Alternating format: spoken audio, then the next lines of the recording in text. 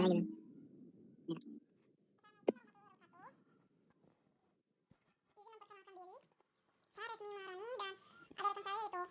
Dan Di sini kami akan presentasikan tugas besar pemrograman 1 yang berjudul aplikasi gadget press list and katalog, yang dimana toko kami itu bernama Alwaysphone. Lanjut. Di sini ada latar belakang, di mana aplikasi Alwaysphone hadir sebagai solusi digital di tengah pesatnya perkembangan teknologi dan dinamisnya pasar gadget di Indonesia. Dengan tingginya frekuensi peluncuran produk baru yang seringkali membingungkan konsumen, aplikasi ini bertujuan untuk memusatkan informasi spesifikasi dan harga dari berbagai merek, seperti yang ada di toko kami yaitu Samsung, Apple, Xiaomi, dan Oppo. Dalam satu katalog website, hal ini dilakukan untuk mempermudah proses jual beli, meminimalkan waktu riset konsumen, serta memberikan akses informasi yang transparan dan efisien bagi pelanggan. Lanjut. Lalu ketujuan, yang dimana pertama itu mengembangkan aplikasi katalog gadget yang menyajikan data terstruktur, lalu mempermudah proses pengambilan keputusan dalam pembelian gadget melalui fitur perbandingan, lalu yang ketiga itu menyediakan referensi harga pasar terkini. Lanjut. Lalu ada manfaat, yang dimana manfaat di sini itu menjadi efisien waktu dan tenaga. Pengguna menemukan informasi spesifikasi gadget secara cepat tanpa harus mencari secara manual lagi. Terus objektivitas pemilihan produknya meminimalisir keraguan dalam membeli gadget melalui fitur perbandingan yang menyajikan data secara berdampingan side by side.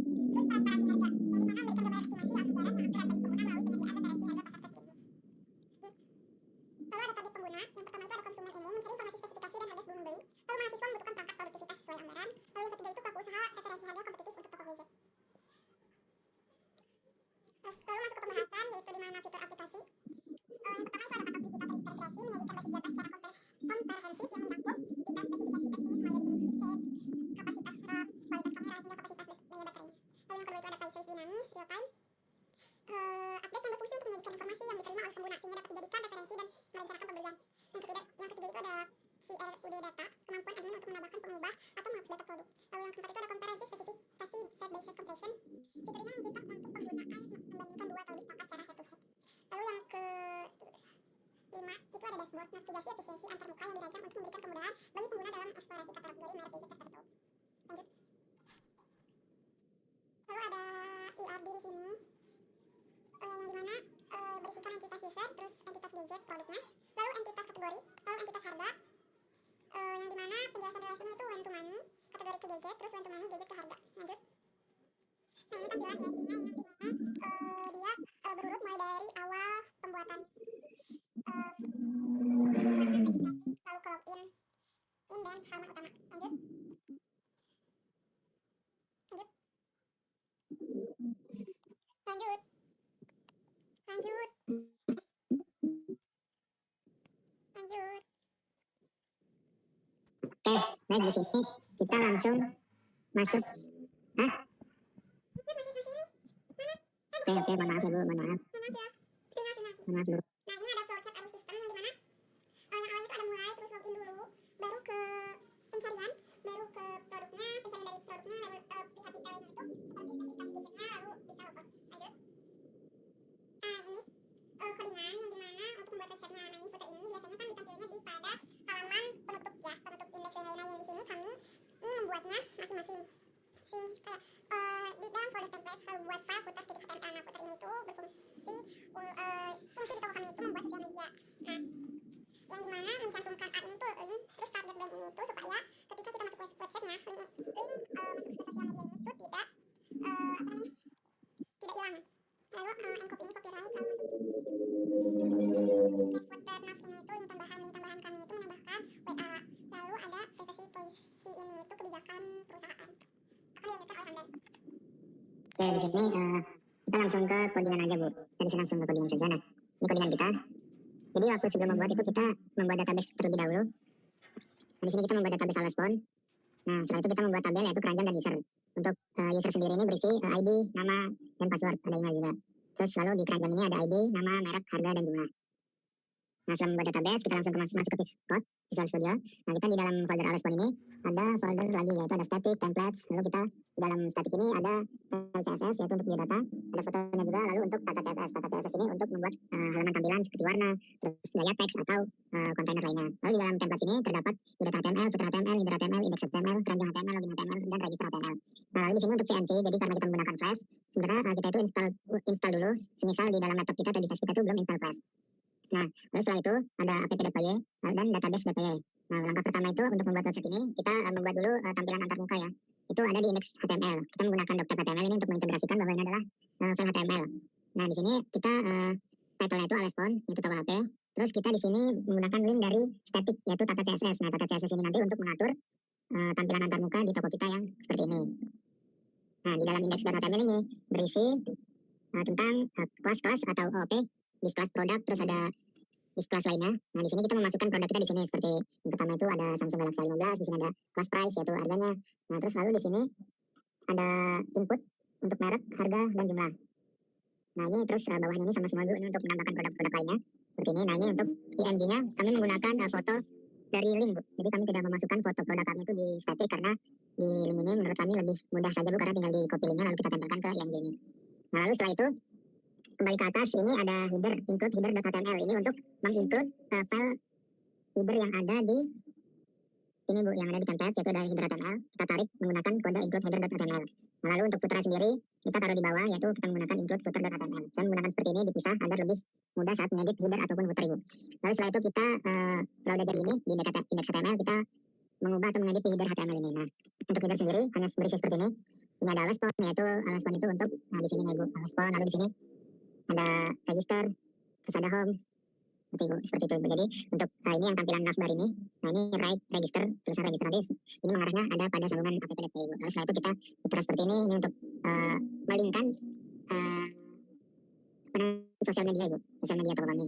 Nah, di sini juga ada Eternals. Nah, ini untuk menyambungkan dari biodata ini, Bu, biodata kami berdua. Nanti ada di biar saya tampilkan, Ibu. Nah, selanjutnya setelah footer header sudah, lalu kita ke keranjang.html. Nah, keranjang.html ini berisi seperti ini, .html. Kita lagi-lagi menggunakan tata CSS. Nah, tata CSS ini untuk mengatur nanti tampilan website kita. Di sini kita masukkan header HTML, lalu di sini ada untuk produk dan harga, ini untuk bordernya, Bu. Nanti ada tampilan, Bu. Nah, di sini kita masukkan untuk per item keranjang, jadi mengarah ke database, Bu, nanti ada penjelasan nanti. Nah, di sini item dan nama produk.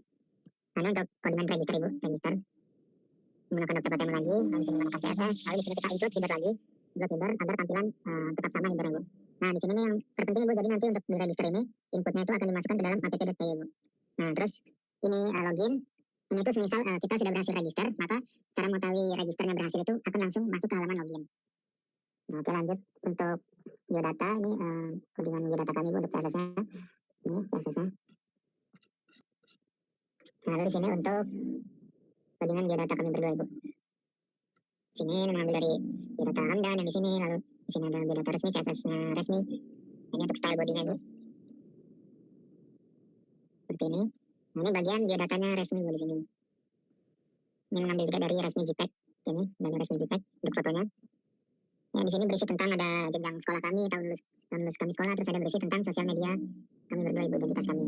Nah, lanjut untuk cara menyambungkan Viscode ke database itu menggunakan seperti ini, Bu. Kita sebelumnya harus install dulu Flash dan MySQL tadi, Bu. Nah, karena saya sudah menginstal, langsung saja di sini kita ketik ini. Biasanya itu kalau PHP MyAdmin pada umumnya itu seperti ini, Bu. Localhost, root, passwordnya itu kosong. Lalu database ini alwaspon harus sama dengan database yang kita buat, Ibu. Misal kita di sini buat alwaspon forever. Nah, di sini juga harus alasan forever, Ibu. Jadi harus sama. Nah, oke, setelah membuat database ini, kita lanjut ke app.pdp. Nah, app.pdp ini untuk membuat root, ya, Bu. Root, app root. Nah, di sini oke. Pertama kita from class import class. Nah, terus kita tulis ini render template. Ini untuk merender template yang di atas tadi yang ada di index. Lalu kita request, redirect. Ini untuk setahu kami itu di sini untuk membaca apa yang akan di render, Bu. Jadi kita tulis di sini. Misal ini session dihapus, maka di sini yang session ada di app root ini nggak bakal kebaca, Bu. Nah, lalu kita tuliskan from db import get db. Jadi ini untuk database juga. Lalu di sini untuk app-nya, app flash name. Ini untuk secret key-nya response dari database tadi. Nah, untuk mengetes koneksi database berhasil atau tidak, Ibu, kami menggunakan seperti kode ini, Bu. Jadi kami menggunakan ada emoticon centang jika berhasil dan silang jika gagal. Nah, untuk home ini untuk tampilan antar muka atau pertama kali web dibuka, Ibu. Nah, di sini kita mengarahkan atau membaca ulang pada masuk lagi ke index.html. Nah, selanjutnya ada app root yang untuk keranjang. Nah, keranjang di sini itu untuk mengkoneksikan antara waktu user atau customer menambahkan produk ke keranjang, maka otomatis akan masuk ke database. Nah, di sini select from keranjang sesuai database kita. Keranjang di sini, Bu, keranjang. Nah, lalu setelah itu di sini ada app root add to chart. Nah, di sini juga masih ada berhubungan dengan keranjang, Ibu. Jadi di sini untuk agar kita tahu admin toko itu tahu bahwa yang membeli produk ini itu namanya siapa dan apa yang produk dia beli itu apa. Jadi di sini kita masukkan inputannya nama, merek, harga, dan jumlah. Nah, nama, merek, harga, dan jumlah ini harus sesuai dengan indeks HTML di sini, Bu. Nah, ini harus sesuai dengan ini. Input nama, harga, merek. Jadi di sini harus sama. Nah, di sini harus sama, di sini juga di sini harus sama. Kalau berbeda dia akan error. Nah, terus selanjutnya ada register. Register ini kita menggunakan metode get post. Nah, post ini supaya saat misalkan password dan username berhasil tersimpan itu tidak akan tampil di website. Jadi orang lain nggak akan tahu Ibu. Jadi langsung masuk ke database. Nah di sini pun juga harus sama Ibu, nama, password di sini harus sama dengan yang ada di register tadi inputannya seperti ini. Ini harus sama. Lalu setelah itu simpan ke database, kita gunakan kode seperti ini. Nah di sini juga harus sama Ibu, nama dan password values-nya apa. Nah semisal ini database, semisal kita berhasil register Ibu, ini akan langsung masuk ke login, ke halaman login. Nah lalu lanjut ke app root login sama menggunakan get post. Di sini juga harus sama, nama passwordnya sama. Di sini select from user ini dari database kita yang ada di sini user. Jadi harus sama. Misal di sini customer, jadi tulisnya di sini juga customer. Di sini juga harus customer. Nah, lalu selanjutnya di biodata Ibu ini untuk merender atau membaca si biodata ini kita berdua. Di sini app rootnya /biodata. Nah, ini untuk membaca ulang biodata.html. Nah, cara menjalankan server ini yaitu kita ketik ini name, main, app run. Nah, oke, coba kita coba membuka aplikasi. Di sini kita tutup dulu. Di sini kita buka. Ctrl C untuk merestart. Lalu kita tulis Python 3 app.py. Nah, di sini sebenarnya bebas ya. Di sini tuh bebas, nggak harus Python 3. Karena ini di laptop saya harus Python 3, jadi ditulis harus Python 3. Nah, di sini app.py, karena di sini juga app.py. Jadi kalian harus lihat di sini namanya apa nih. Tinggal kita enter, kita tunggu. Nah, di sini ada tanda centang jadi connected, berarti berhasil connect ke database kita. Di sini juga berhasil. Coba kita langsung comment klik. Nah, berhasil di sini terbuka. Ntar saya ini comment klik berhasil. Coba kita register terlebih dahulu ya. Sebelumnya di database kita, di sini user yang terakhir si resmi, nama resmi. Coba kita masuk dulu, semisal nama Udin, passwordnya 123, daftar. Nah, ini otomatis langsung masuk ke halaman login. Karena apa? Karena di sini di database sudah berhasil masuk. Ini kan belum ada nih, kita coba ulang. Langsung aja. Nah, di sini otomatis ada Udin. Sini ada Udin, terbaca berarti database kita sudah masuk. Terus coba kita masuk lagi, Udin. 123, Udin. Nah, berhasil masuk ke website kita Ibu. Nah, jadi di sini customer itu untuk memilih. Jadi sebenarnya website kita ini bukan seperti e-commerce Ibu. Ini kami melihat itu karena di toko offline kami itu tuh lebih banyak customer yang datang plan. Nah, sedangkan pekerja kami itu hanya sedikit Ibu. Jadi saya melihat peluang di situ kita membuat katalog price list. Jadi beda dengan e-commerce seperti Shopee atau Tokped. Nah, di sini gunanya hanya untuk mendisplay barang apa saja atau produk apa saja yang ada di toko kami Ibu. Nah, semisal si Udin sudah login dan register, tetapi belum bisa bertanya kepada penjual. Jadi otomatis Udin mau melihat produk apa saja kan susah Ibu karena saking ramai tokonya tuh. Jadi si penjual atau pelayannya itu bakal memberikan link website ini untuk melihat produk apa saja yang tersedia. Jadi si Udin bisa melihat dulu sebelum langsung ngomong ke karyawan kami Bu. Misal Udin ingin membeli ini Vivo V30 Ibu. Udin pencet masukkan keranjang. Nah seperti ini berarti sudah berhasil, tinggal home saja. Kita cek ke database keranjang. Nah di sini Udin langsung masuk Ibu. Di sini data langsung masuk ke toko kita. Jadi si Udin itu membeli Vivo V30 seharga 5.999 dengan nama Udin. Jadi berhasil masuk ke database. Nah di sini untuk penjelasan ini untuk headernya seperti ini tadi. Terus ini untuk sebenarnya bisa ditambahin lagi Bu untuk jumlah produk apa saja, tinggal masukkan ke indeks yang tadi produk card. Nah di sini untuk footernya seperti tadi ini tentang misal kita klik about us untuk biodata. Nah ini Bu, ini identitas kami. Misal customer itu ingin melihat tentang toko atau tentang kami gitu. Nah ini berisi tentang biodata kami Bu. Ketika kita mengklik about us maka otomatis akan terbuka biodata kami. Nah begitupun Facebook juga langsung mengarah ke Facebook Ibu. Langsung mengarah ke Facebook.